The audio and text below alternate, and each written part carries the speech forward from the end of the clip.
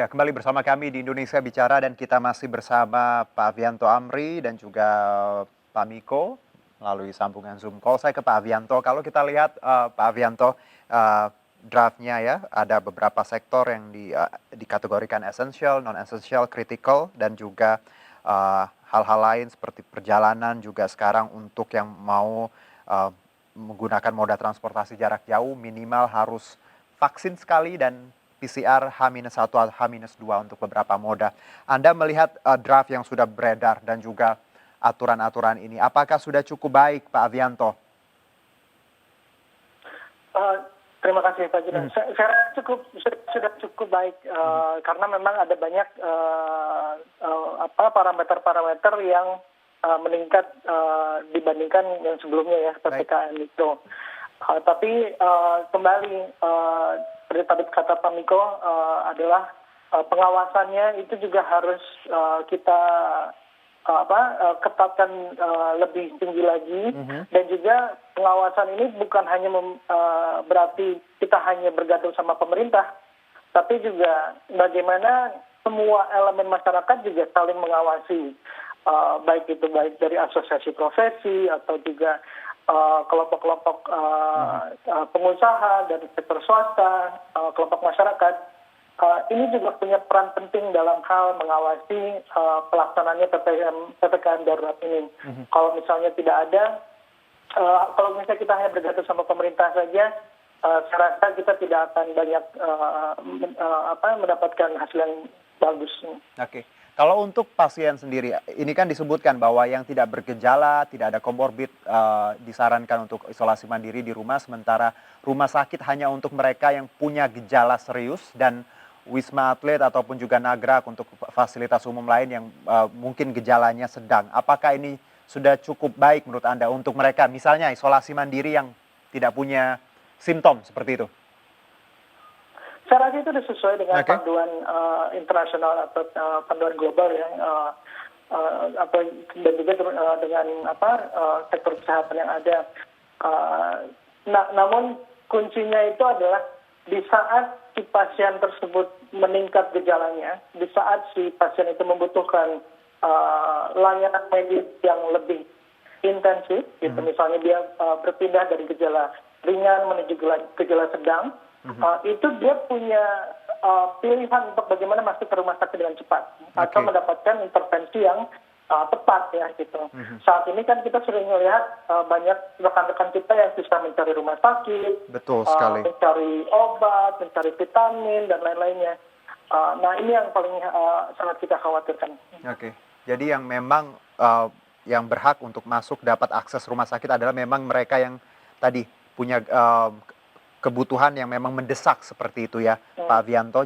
Jadi kita bisa prioritaskan untuk mereka yang memang harus di rumah sakit ya, bukan di luar rumah sakit. Baik, saya ke Pak Miko. Pak Miko, kalau bicara terkait juga rule-nya, kita lihat ya banyak sekali itemnya. Pak Miko sendiri sudah baca dan sudah cukup baikkah? Baik itu tadi untuk work from home, work from office, juga faktor esensial dan non-esensial yang 100% di rumah sakit juga hanya untuk yang sakit, seperti itu? Ya, jadi PPKM darurat ini seharusnya bertujuan untuk dua hal ya. Satu, ada penanggulangan COVID ya dengan fasilitas kesehatan yang kurang atau krisis ke fasilitas kesehatan. Yang kedua adalah penyebaran varian baru atau B1617.2 atau Delta. Menurut saya itu yang harus diantisipasi. Nah, sekarang kan PPKM darurat hanya diimplementasi pada Jawa Bali. Tapi di luar Jawa Bali pasti akan kebakaran lagi, Bang. Jadi kalau ini cuma untuk Jawa Bali, luar Jawa Bali pasti akan kebakaran lagi. Dan kemungkinan kalau nggak diantisipasi, varian baru ini sudah menyebar ke kemana-mana begitu. Jadi kalau Jakarta tidak tutup pada waktu ada di Jakarta, varian baru itu varian baru sudah menyebar ke Palembang katanya sudah ada, ke Lampung sudah ada, ke Medan sudah ada, Kalau yang Banjarmasin itu dari Surabaya. Saya yakin di Jawa Timur sudah ada dari Bangkalan, di Jawa Tengah sudah ada dari Kudus, kemudian itu akan menyebar dari ke Jawa Tengah ke Kalimantan Selatan, Kalimantan Tengah, kalau Jawa Timur banyak ke Sulawesi. Dan menurut saya kalau tidak diantisipasi, walaupun di luar Jawa itu penduduknya lebih sedikit, ya mereka adalah bangsa kita. Okay. Mereka adalah bangsa Indonesia. Jadi menurut saya harus diantisipasi sebelum terjadi kebakaran, bagaimana cara untuk memadamkan api yang kecil-kecil itu begitu. Okay. Jadi kalau paling tidak PPKM itu dilaksanakan pada daerah yang ditemukan varian baru begitu, Mas. Jadi konsentrasi kita walaupun tadi di Jawa Bali tidak melulu di Jawa Bali ya Pak ya, bahwa Sumatera, Kalimantan juga harusnya melihat kejadian atau kondisi ini harus lebih ketat lagi agar tidak terjadi seperti Jakarta misalnya, seperti itu ya Pak ya. Ini juga kepala daerahnya juga harus punya inisiatif ya Pak, bahwa tadi diperketat, baik itu anggap saja bahwa the worst condition-nya bisa seperti itu. Jadi kita harus untuk Sumatera, Kalimantan, dan pulau-pulau lain jangan lengah seperti itu ya Pak Miko ya? Betul. Saya himbau kepada pemerintah pusat untuk membantu pemerintah daerah supaya juga semua pemerintah daerah, baik itu provinsi, kabupaten, dan kota, waspadalah bahwa varian baru akan ke tempat Anda, begitu. Okay. Jadi upayakan supaya ada screening pada varian baru itu. Kalau ada kluster yang banyak tiba-tiba itu adalah varian baru. Okay. Jadi coba untuk periksa sequencing-nya pada kluster yang banyak begitu. Dan ini juga jadi perhatian kita bersama untuk masyarakat juga, bahwa percuma kalau ada peraturan kalau kitanya sendiri tidak disiplin ya Pak ya. Kitanya sendiri tidak mengingatkan sesama lain. Oke, ini tanggung jawab kita bersama. Pemerintah juga punya tanggung jawab. Tapi pemerintah dan rakyatnya begitu. Baik, saya ke Pak Avianto lagi. Pak, kita lihat ya somehow agak pesimis ya untuk 2 minggu ini. Karena kita lihat biasanya PPKM akan diperpanjang. Tapi kita lihat bagaimana Pak Miko tadi menyebutkan di awal bahwa yang terdampak semakin dekat dengan kita. Saya pun sama seperti Pak Miko. Makin tahu siapa yang kena, siapa yang meninggal, entah itu saudara jauh atau teman dekat. Pak Avianto, selanjutnya apa yang harus dilakukan pemerintah? PPKM ini sudah diterapkan, juga pengetatan tadi harus benar-benar diawasi. Vaksinasi atau hal lain apa yang menurut Anda bisa kita lakukan juga? Baik. Terima kasih. Saya rasa kita ada 3 hal yang mungkin perlu kita tingkatkan lagi. Yang pertama itu bagaimana kita bisa menggencarkan komunikasi, edukasi terkait pentingnya vaksin, pentingnya prokes, dan jangan sampai lengah ya gitu. Karena seperti tadi yang dijelaskan Pak Miko, daya nalar orang-orang itu tidak sama. Pemahamannya juga tidak sama. Yeah. Jadi ini yang kita PR besar kita untuk memastikan bahwa ini bisa berhasil bersama-sama. Yang kedua itu adalah kita harus akui semua orang kayaknya sudah lelah ya dalam menghadapi COVID ini. Banyak sekali, tidak hanya kita sebagai individu, tapi juga para perangkat daerah kita, para pemerintah, pejabat, sampai kapan gitu kan orang-orang pertanyaannya. Nah ini yang kita harus tetap seimbangkan, bahwa rasa pesimis itu harus diseimbangkan dengan bahwa kita bisa mengalahkan kasus ini ya gitu, varian Delta atau varian lainnya gitu. Nah ini yang saya rasa kalau bersama pengalaman kami dalam menangani bencana, itu rasa optimis itu sangat penting untuk agar kita bisa pulih dengan sendirinya gitu. Okay. Karena secara mentally, ya silakan betul, Pak. Yang ketiga terakhir itu juga secara mentally kita harus siap kalau misalnya ada varian-varian baru, Pak Dino. Jadi kalau misalnya tiba-tiba nanti ada varian Kappa, Sigma atau apapun lah gitu namanya ya gitu.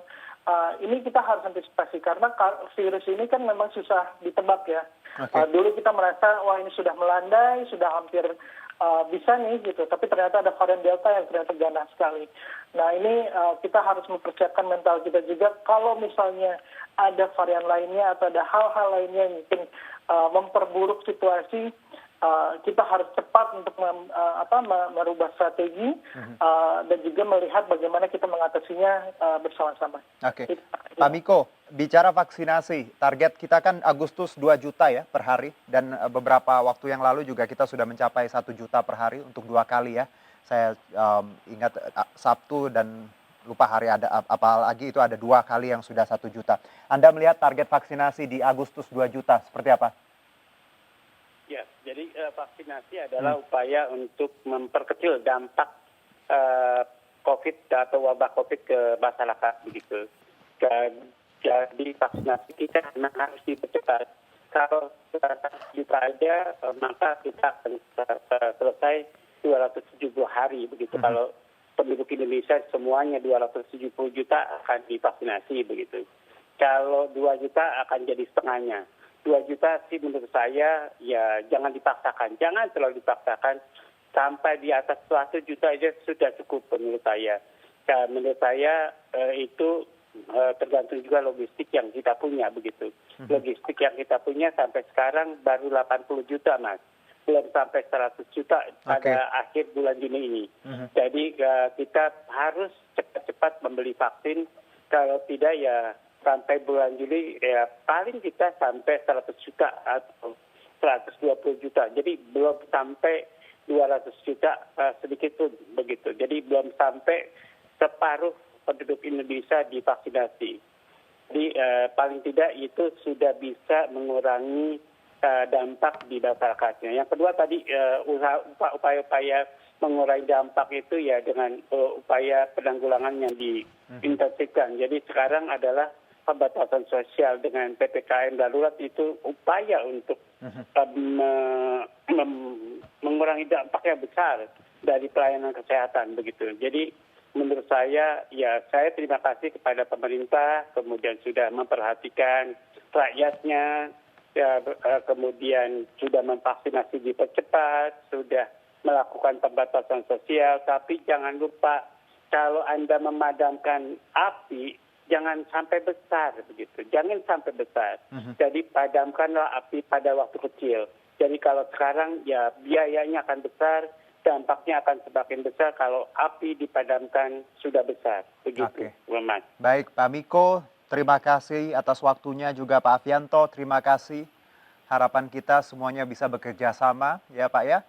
Semua stakeholders, semoga peraturan ini bukan hanya peraturan tapi semua lini harus sama-sama siaga, sama-sama berperang ya untuk melawan pandemi, karena kita tidak ingin banyak sekali korban lain yang harus kita hilang seperti itu. Orang-orang terdekat kita, saya percaya Pak Miko, Pak Avianto pasti sudah banyak yang terdampak, dan kita somehow ya tadi pesimis, tapi tidak boleh pesimis, harus optimis menatap 2 minggu lagi. Terima kasih Pak Avianto, terima kasih Pak Miko, salam sehat. Salam sehat, terima kasih banyak.